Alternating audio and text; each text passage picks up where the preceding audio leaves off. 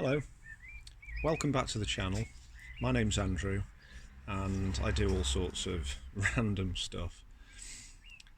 What I've got for you today is a turning disc of a wood called Vancoll, or I think it's called Amazique.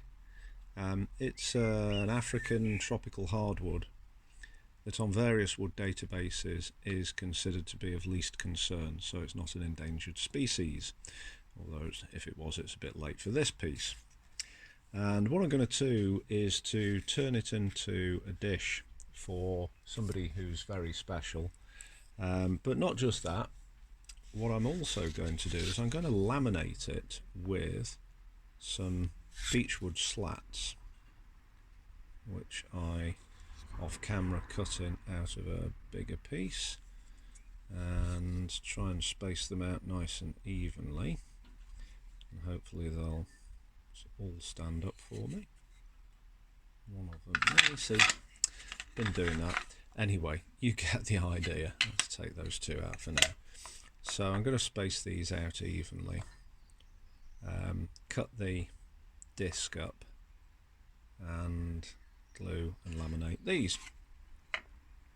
Yeah, it's not going to do it. So measuring, cutting and gluing. Let's get on with it.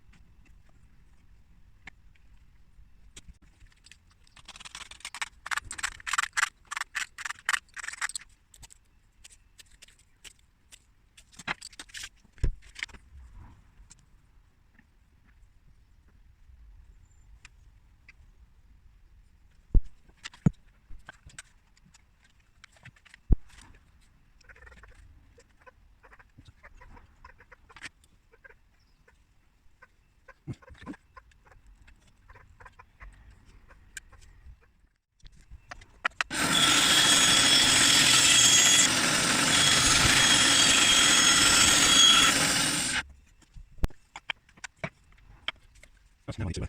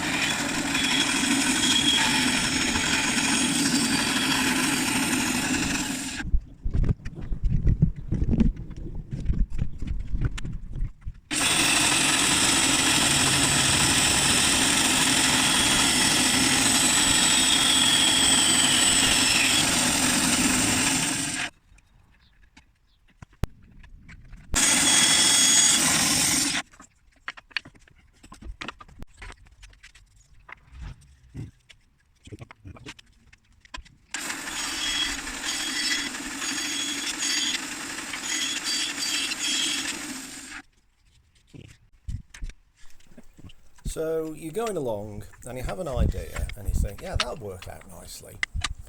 And then you realise exactly what's going on.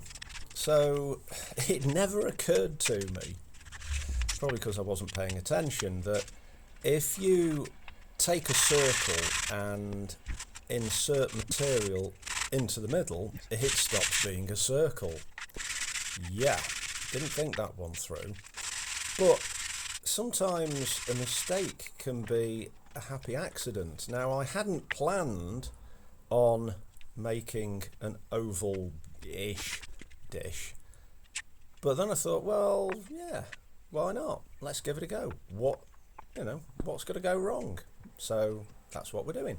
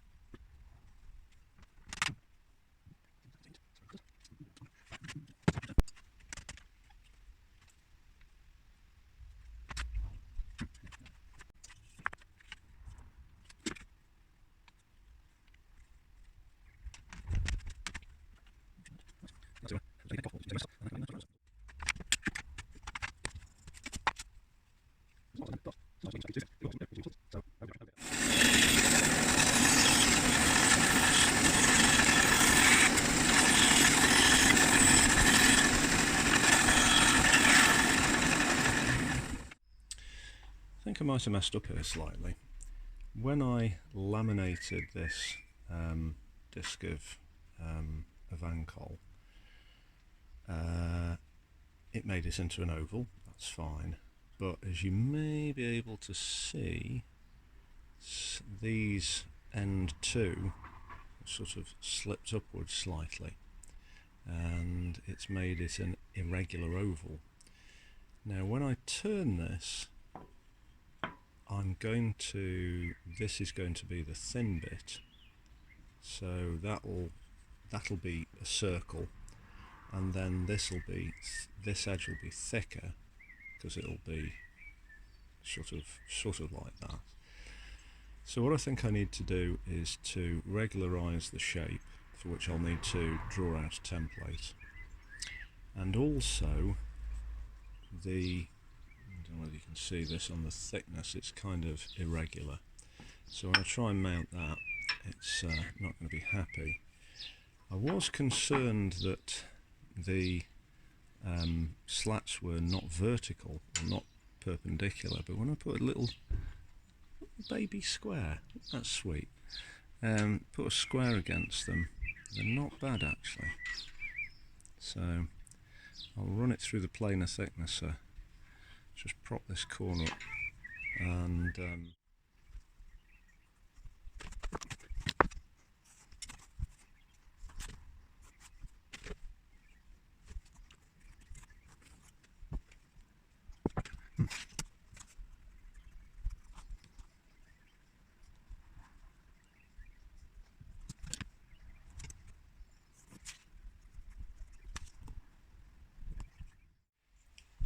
right, I've done an oval for the bowl. It's not perfect, but it'll do. I started following a video on YouTube of drawing an oval mathematically, but it got way too complicated for me.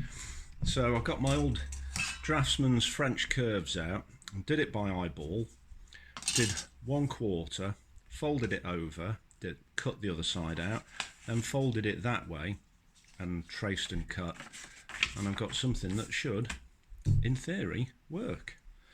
I hope. Let's see.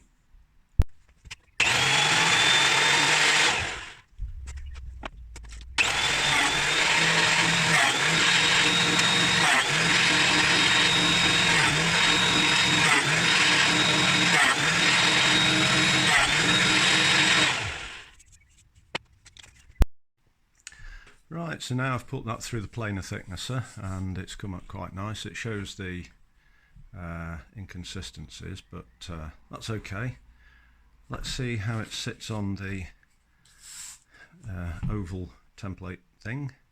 Need to make sure that the minor axis lines up correctly. I can't see it. Behind my head. Yeah. Down on top and then I can line it up. So if I centre that, yeah, we're not far off. There's a problem there, and we're out of space there. So what I'm going to do is just draw a line about 2 or 3 mil on the inside of that, cut it out, and we should be right. If you've never come across French curves before, they're draftsman's tools or anybody that makes patterns with complex curves, and they're a set of complex curves in plastic, which sort of glows nicely. Well, it doesn't glow nicely in the dark, but it's sort of almost glowing, and you can use these to make complicated curved shapes. And let's see how good I am at doing this. Right, so I want to be about 3 mil parallel. So basically just do it by eyeball.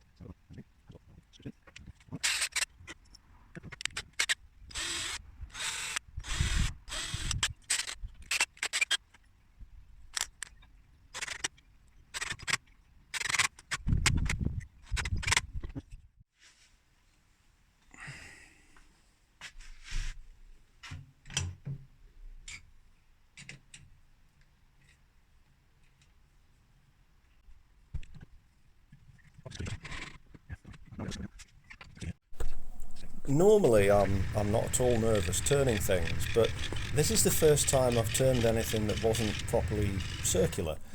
So as I'm looking at it, I'm seeing the ghost of an edge, obviously the end of the major axis, and I'm being very, very careful to not sort of feed the tool in too much, because if it bites, then either I'm going to stall the lathe and ruin the piece, or bits are going to fly off and probably hit me, which I don't want. Because I've only got one go at this, because I've only got that one disc of Amazique or Vancol. So yeah, turning the underside takes a bit longer than possibly it should, but stick with it. I think you'll like the result when it comes out.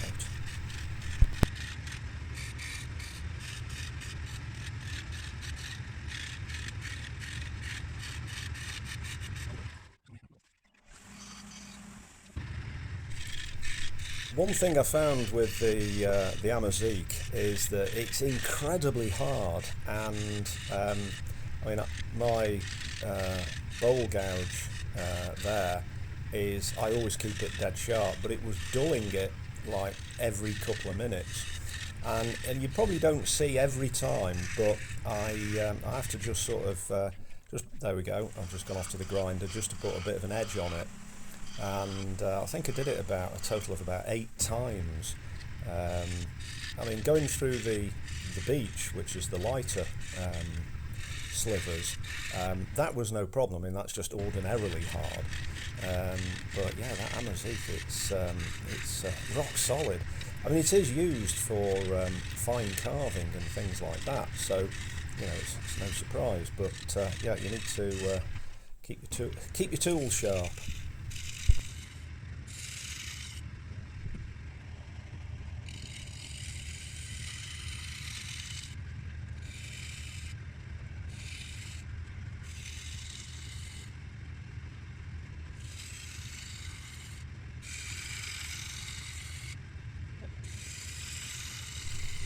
What I'm just about to say to the camera at something like 7.3 times normal speed is that I don't want to make that the edge on the long axis any thinner than that. I probably could, but I'm not going to, because I'm concerned about it splitting off. Because when you get right to the edge, your tool is like cutting, not cutting, cutting, not cutting. So there's like an impact on the edge of the piece as the tool, or it comes across the tool. And I was concerned with it sort of bursting and splitting out. So this time I've made it as sort of thin as I dare. Now I probably could get away with it, but best not to. Anyway, sanding the bottom here. Started with 80 grit paper, which is like rocks on a roll, and then it didn't do it any harm because it's so hard. And then moved up to 120, a little bit of hand sanding, and then we'll move on to 240 grit. That's the finest paper I have at the moment, and it's not really done it. In fact, it's more burnished than sanded. So it works out okay, as you will see at the end.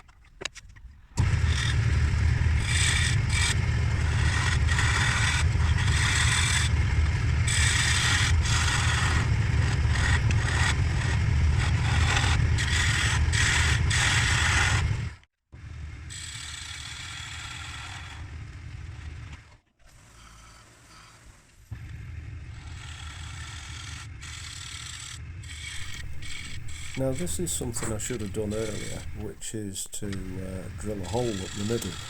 I could have used a big Forstner bit, but I didn't. I just happened to use what I've got. And it does make it a lot easier to turn into the middle, because you're not trying to turn into the absolute dead centre, which is hardly moving.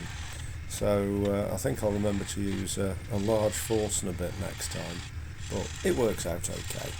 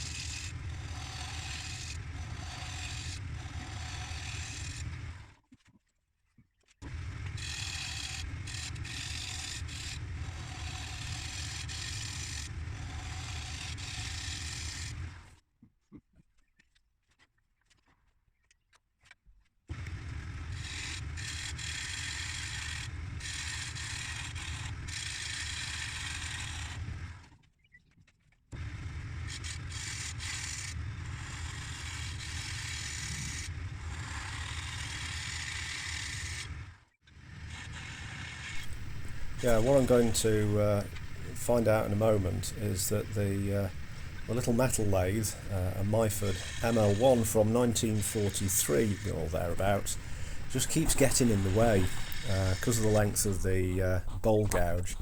And yeah, so I'm shuffling the carriage around and the tailstock just to give me a bit of angle.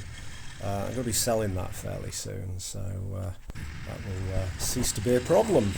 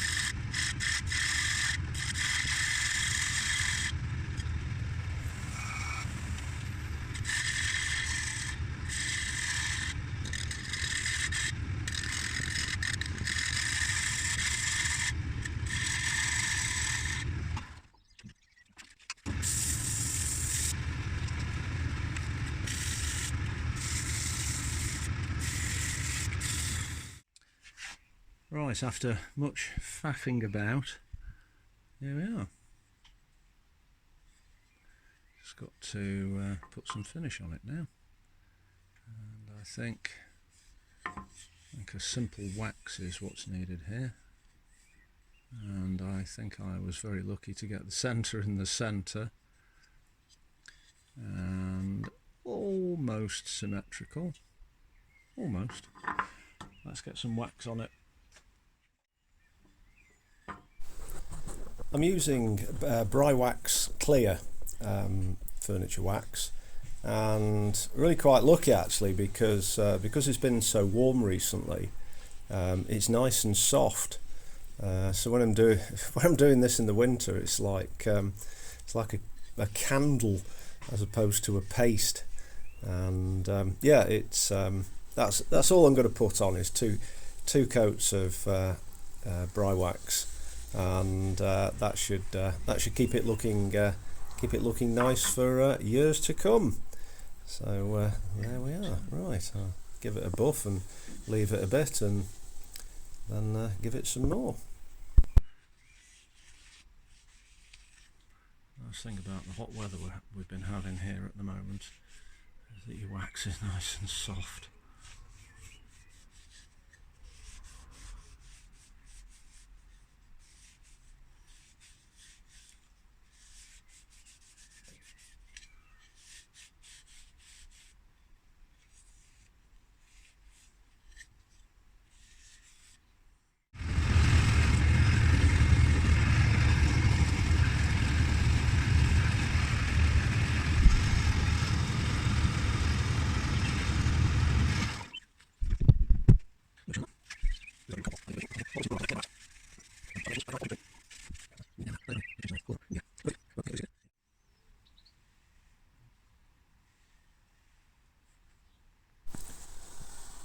There we go.